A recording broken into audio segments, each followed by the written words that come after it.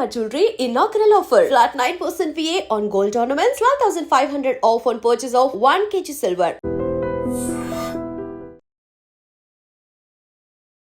Hi hello నమస్తే, welcome to iDream media. నేను miss రావ్య. Visas గురించి మాట్లాడాలంటే పృథ్వీరాజ్ గారు తప్ప ఇంకెవరు మాట్లాడలేరు అంటారు. ఈరోజు మనతో పాటు Prithviraj high court advocate and immigration lawyer ఉన్నారు. నమస్తే సార్. నమస్తే శ్రావ్య. ఎలా ఉన్నారు? ఫైన్ అమ్మా. సార్, వీసాస్ గురించి మాట్లాడాలంటే మీకంటే ఎవరు అనర్గళంగా మాట్లాడలేరు. అండ్ ఈరోజు చూసుకుంటే చైనా H1B వీసాకి యాంటీగా అనుకోవచ్చు, లేకపోతే దాన్ని ధీటుగా అనుకోవచ్చు. కే వీసా అనేది ఒకటి తీసుకొస్తుంది. దాన్ని ఎలా చూడాలంటారు? ఇప్పుడు యుఎస్ఏ పెత్తనం కావచ్చు, యుఎస్ఏ పెత్తందారితనం కావచ్చు, భారతీయులందరూ ఎక్కువ మంది అంటే 70% మంది H1B వీసాతోటి కానీ F1 వీసాతోటి కానీ అక్కడ ఆల్రెడీ లాంచ్ అయి ఉన్నారు. And H1B visa cream role అంతా కూడా భారతదేశానికి చెందింది. వీళ్ళని ఒక్కసారి మీకు వీసా కావాలంటే ఇండియా నుంచి మీరు రావాలనుకుంటే ₹1,00,000 కట్టి మీరు H1B తీసుకోండి, $1,00,000 కట్టి మీరు రండి. It coming to 1 crore rupees, nearly 86 lakhs వస్తున్నా మిగతా ఖర్చులన్నీ కలిపి 1 crore అవుతుంది. దీన్ని భయభ్రాంతులు చేసిన తర్వాత మనం ఈ H1B వీసా సాధించాలనుకుని లేకపోతే H1B వీసా వచ్చి వెళ్ళలేక ఆగిపోయిన వాళ్ళందరికీ కూడా ఒక ఒయాసిస్ లాగా కే వీసా అన్నది చైనా ఇంట్రడ్యూస్ చేయడం జరిగింది. ఈ రెండు కూడా యుఎస్ అండ్ చైనా ఈ రెండు మేజర్ కంట్రీస్. అవి ఫస్ట్ అండ్ సెకండ్ ప్లేస్లోను కొన్ని వాట్ వి కాల్ అంశాల్లో చైనా ముందు ఉంటుంది. తర్వాత అంటే రష్యా పడిపోయిన తర్వాత ఈ రెండు కంట్రీస్ ముందు ఉండటం జరిగింది. ఇప్పుడు దానికి ధీటుగా H1B వీసాని వాడు డిస్కరేజ్ చేశాడు కాబట్టి నేను కే వీసాని ఇంట్రడ్యూస్ చేస్తున్నాను అని ఇంకా వాళ్ళు దాని యొక్క రెగ్యులేషన్స్ ఏంటి, ఫీ స్ట్రక్చర్ అంతా ఇదంతా కూడా ఇంకా స్క్రీనింగ్ టైంలోనే ఉంది. ఇంకా అది అమల్లోకి రాలేదు. బట్ ప్రపోజల్ అయితే వచ్చింది. కమ్యూనిస్ట్ గ్రూప్ వాళ్ళ డెలిగేట్స్ అయితే కూర్చుని దాని గురించి డిసైడ్ చేశారు. విత్ ఇన్ షార్ట్ టైంలో అది అమల్లోకి వస్తుంది. అండ్ H1B వీసాకి ధీటుగానే వచ్చిందని చెప్పచ్చమ్మా. H1B వీసాకి ధీటుగా తీసుకురావటాల్లో అంతరార్థం ఒకటి ఉంది శ్రావ్య, అది అర్థం చేసుకోవాలి. మేధావుల్ని వదిలేయకూడదు. H1B వీసా అంటే ఏంటి? ఇక్కడ ఇండియాలో ఉండేటువంటి మేధావుల్ని అక్కడ ఉండే కంపెనీలు తీసుకెళ్తాయి. అంటే ఇక్కడ ఉండేటువంటి వాళ్ళని ఎక్కడ తీసుకెళ్తున్నాయంటే ఇక్కడ ఉండేటువంటి టాప్ గ్రేడ్ సైంటిస్టులని, టాప్ గ్రేడ్ డాక్టర్స్ని, టాప్ గ్రేడ్ టెక్నికల్ జాబ్స్లో ఉన్న వాళ్ళని అక్కడ తీసుకెళ్తున్నారు. అవును, ఒక రకంగా సిఇఓలు కానీ టాప్ పొజిషన్స్లో ఉండే యుఎస్లో ఉండే వాళ్ళందరూ కూడా మన ఇండియన్స్ అనే చెప్పుకోవచ్చు. వీళ్ళని అక్కడ తీసుకెళ్తున్నారు. అవును, వీళ్ళని రానివ్వకుండా H1B వీసాకి ఒక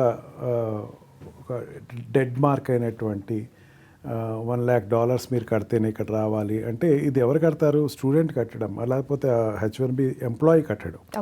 ఎంప్లాయర్ కడతాడు. ఎంప్లాయర్ కట్టేటప్పుడు ఏం చేస్తాడు? అవసరం వదిలేసుకుంటారు. ఏం చేస్తానో మనకు $1,00,000 పెట్టి వాళ్ళు ఇక్కడ తీసుకురావటం అంటే తీసుకోవాలని ఆలోచన వస్తుంది. పెద్ద కంపెనీస్ కాకుండా మీడియం అండ్ లో కంపెనీస్ ఏం చేస్తాయంటే ఇంకా సరే తీసుకోకుండా వదిలేయటం జరుగుతుంది. అంటే ఏమవుతుంది? ఆ మేధావిని తీసుకెళ్లే హోప్స్ లేవు. ఈ మేధావులు తీసుకునేది మేము ఉన్నాము, మేము తీసుకుంటాము, మాకు ఇండస్ట్రీస్ చాలా ఉన్నాయి ఇక్కడ. అండ్ యాన్సిలరీ ఇండస్ట్రీస్ అమ్మ, పెద్ద పెద్ద కంపెనీ కానీ ancillary industries maybe any good maybe made in any other country, but manufacture in China ఈ రోజుల్లో ఏదైనా కావచ్చు, ఐఫోన్ కావచ్చు, అన్నీ జరుగుతాయి.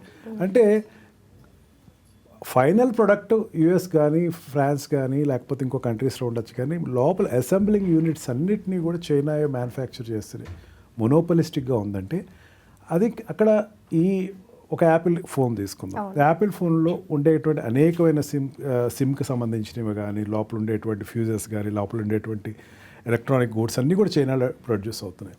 అంటే లోపల ఉండేటువంటి స్ట్రక్చర్ అంతా అక్కడ ప్రొడ్యూస్ అవుతూ ఉంటే వాళ్ళకి కూడా మేధావులు కావాలి.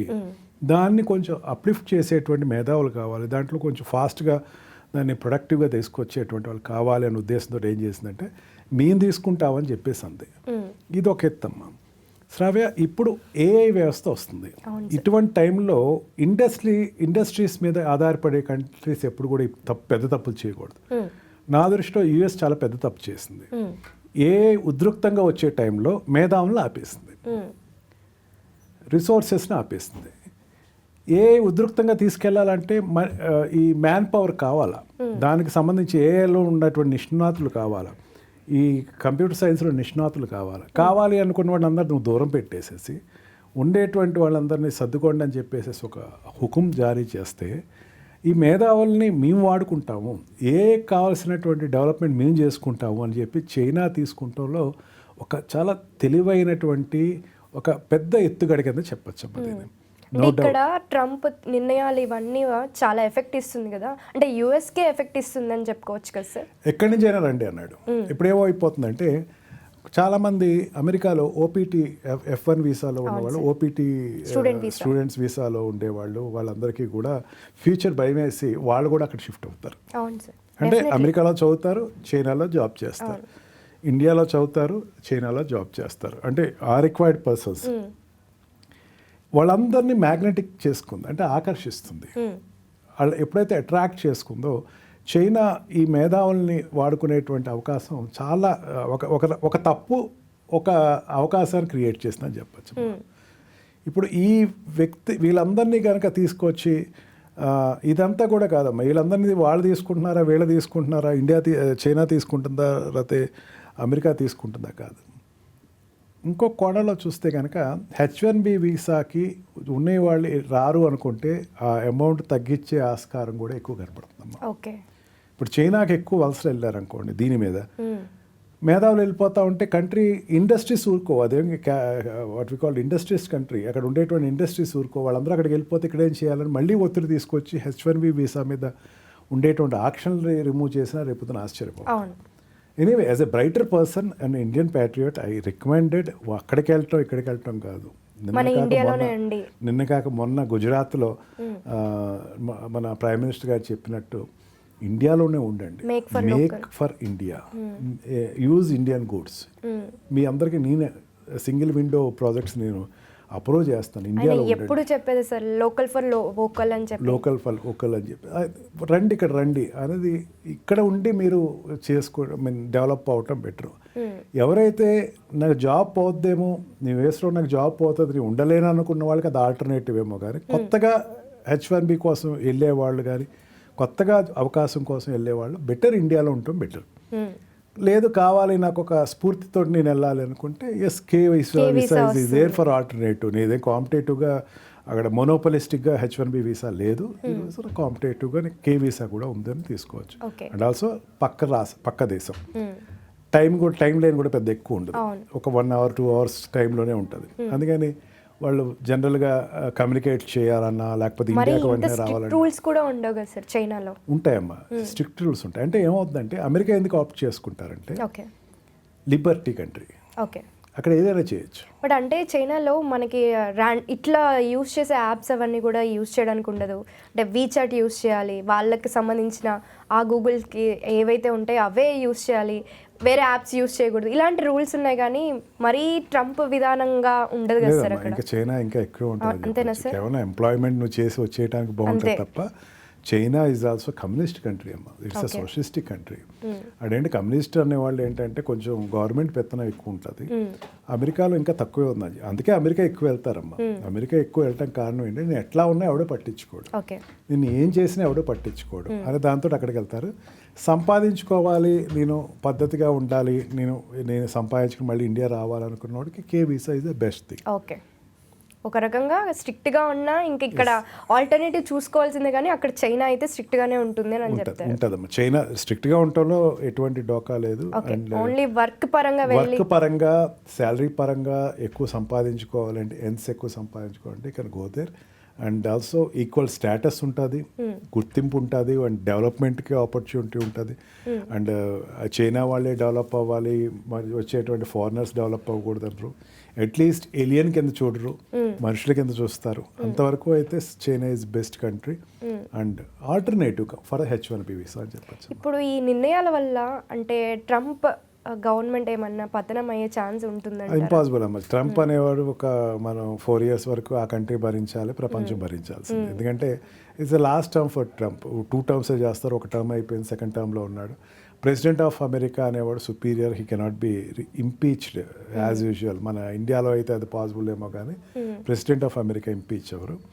బట్ ఏంటంటే ఆ పార్టీకి ఒక సెట్ బ్యాక్ ఉంటుంది.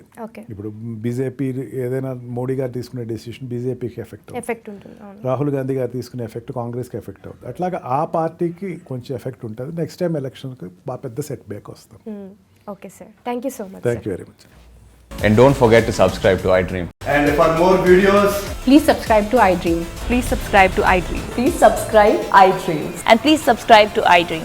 For more videos, subscribe to iDream. please like, share and subscribe to the channel. Congratulations, iDream. Subscribe to iDream. Subscribe to iDream. So subscribe to iDream Media. iDream ki iDream team andarki huge congratulations. Please subscribe iDream Media. Please subscribe to iDream. Subscribe iDream. Please subscribe to iDream. iDream అంటే నా కళల ఛానల్ను subscribe చేసుకున్న నోరు తిరుగుతలేదు, మీరైతే గంట గుర్తు కొట్టండి. For more such videos, please subscribe to iDream. Subscribe to iDream. Please subscribe to iDream. Please subscribe iDream Media. Please do subscribe to iDream. Please subscribe to iDream Media. For best entertainment and information, please subscribe iDream.